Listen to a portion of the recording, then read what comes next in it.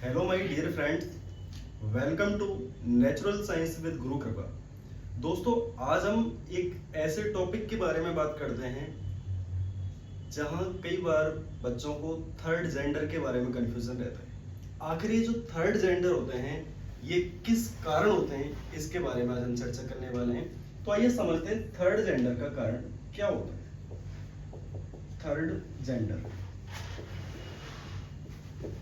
जो third gender होते हैं उसके कारण के बारे में समझते हैं। तो दोस्तों, आपकी जानकारी के लिए मैं थोड़ा सा बेसिक बता देता हूं कि ह्यूमन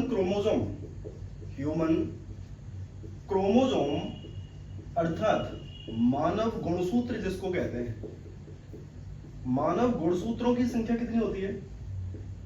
तो आपको पता होना चाहिए ह्यूमन क्रोमोजोम मानव गुणसूत्रों की संख्या 46 होती है, या इसको हम कह सकते हैं 23 जोड़े होते हैं, 23 पेयर होते हैं। 23 जोड़े या 23 पेयर मानव में गुणसूत्र पाए जाते हैं, क्रोमोसोम पाए जाते हैं। इसमें अगर मैं बात करूं तो जो 23वां जोड़ा होता है, ध्यान देना दोस्तों, मैंने कहा 23 जोड़े होते हैं। 23 जोड़े में से 23वां जोड़ा जो होता है, 23वां जोड़ा जो होता है, 23वां पेयर जो होता है, वो मेल और फीमेल दोनों में अलग अलग होता है। मेल और फीमेल दोनों में अलग अलग होता है। मेल में होता है XY और फीमेल में होता है XX। मेल में कौन सा है XY और फीमेल में कौन सा होता है XX। इसमें अगर दोस्तों मैं बात करूं तो किसी भी बच्चे के जन्म के समय पुरुष में से संभावना जो होगी, या तो X गुणसूत्र आ सकता है या Y गुणसूत्र आ सकता है, या तो X गुणसूत्र आ सकता है या Y गुणसूत्र आ सकता है। लेकिन आप देखेंगे फीमेल में, महिला में से दोनों बार में X गुणसूत्र ही आ सकते हैं। तो इसमें एक बार संभावना ये बन सकती है और एक बार ये बन सकती है ना? तो यहां बनेगा XX और यहां बनेगा XY। इस कंडीशन में जो संतान होगी वो होगा लड़की और इस कंडीशन में होगा लड़का।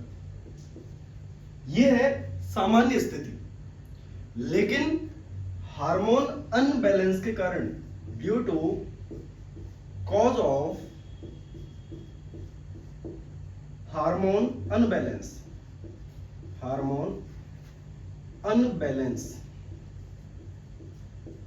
हार्मोन के असंतुलन के कारण, या और म्यूटेशन क्या है? तो जहां माता पिता तो स्वस्थ हों लेकिन संतान में अचानक से कोई परिवर्तन यदि देखा जाता है तो उसको हम कहते हैं म्यूटेशन। जैसे कभी कभी आपने देखा होगा, दोनों माता पिता तो स्वस्थ हैं, किसी किसी बच्चे का सिर चौड़ा हो जाता है, किसी व्यक्ति की आंख टेढ़ी रह जाती है, किसी की गर्दन छोटी रह जाती है, शॉर्ट रह जाती है, कोई व्यक्ति बौना रह जाता है। तो ये म्यूटेशन, उत्परिवर्तन होता है। तो ये जो स्थिति होती है, इनके कारण कभी कभी क्या होता है, ये जो लड़का बनने की स्थिति थी, इस कंडीशन में एक एन एक्स्ट्रा क्रोमोजोम बॉर्न होता है, एक एक्स्ट्रा गुणसूत्र उत्पन्न होता है जो कि X होता है। और ये कंडीशन केवल और केवल मेल में देखने को मिलती है, केवल पुरुषों में देखने को मिलती है। और यदि यहां X गुणसूत्र होगा तो क्या बनेगा? XXY। गुणसूत्र रहने चाहिए थे व्यक्ति में 46, लेकिन यहां गुणसूत्रों की संख्या कितनी हो गई? 47। और जब भी गुणसूत्रों की संख्या 47 होती है तो ऐसी स्थिति में जो लड़का उत्पन्न हो रहा था, ये लड़का ना होकर ये एक तीसरे जेंडर का व्यक्ति हो सकता है, या ये लड़का हो सकता है, इसमें नपुंसकता देखी जा सकती है। तो ये जो कंडीशन है ये किसका कारण बन सकता है? थर्ड जेंडर का कारण बन सकती है। और साथ ही साथ ये नपुंसकता जैसी स्थिति का भी कारण बन सकती है। तो ये तो मेल में होता है। जब भी फीमेल में ऐसी असामान्य स्थिति देखी जाती है तो यहां एक एक्स एक्स्ट्रा गुणसूत्र जो होता है ये डिलीट हो जाता है, ये डिलीट हो जाता है, अर्थात नंबर ऑफ क्रोमोसोम जो गुणसूत्रों की संख्या रह जाती है वो कितनी रह जाती है?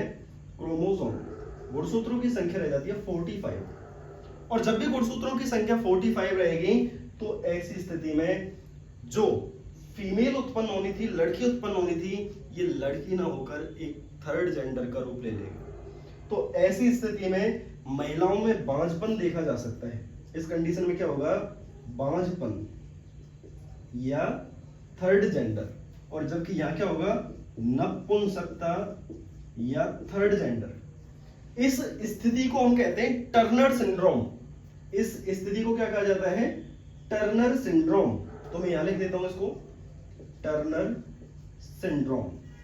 तो टर्नर सिंड्रोम के कारण या इस सिंड्रोम को कहा जाता है Klinefelter syndrome. Klinefelter syndrome, Klinefelter syndrome या टर्नर सिंड्रोम, ये दोनों ऐसी स्थिति हैं जो कि एक थर्ड जेंडर का कारण बनती हैं। आखिर या तो एक एक्स्ट्रा गुणसूत्र, गुणसूत्रों की संख्या सामान्य होनी चाहिए 46, अगर एक भी गुणसूत्र घटा तो टर्नर सिंड्रोम, और यदि एक भी गुणसूत्र बढ़ा तो क्लाइनफेल्टर सिंड्रोम। ये दोनों स्थिति थर्ड जेंडर का कारण बनती है। लेकिन ध्यान देने वाली बात है, ये तभी होगा जब 23वां जोड़ा प्रभावित होगा, क्योंकि 23वां जोड़ा ही हमारे लिंग के लिए उत्तरदायी होता है, रेस्पॉन्सिबल होता है। तो आपको यहां कंफ्यूजन दूर हो गया होगा कि थर्ड जेंडर के कारण क्या होता है। तो हार्मोन के असंतुलन के कारण या म्यूटेशन के कारण या तो एक्स गुणसूत्र डिलीट होगा या एक एक्स एक्स्ट्रा गुणसूत्र इसमें जुड़ जाएगा। तो पुरुषों में होगा क्लाइनफेल्टर सिंड्रोम, महिलाओं में होगा टर्नर सिंड्रोम, जो बांझपन और नपुंसकता के अलावा एक थर्ड जेंडर का कारण बन सकता है। आई होप ये वीडियो आप सभी बच्चों के लिए हेल्पफुल रहेगा।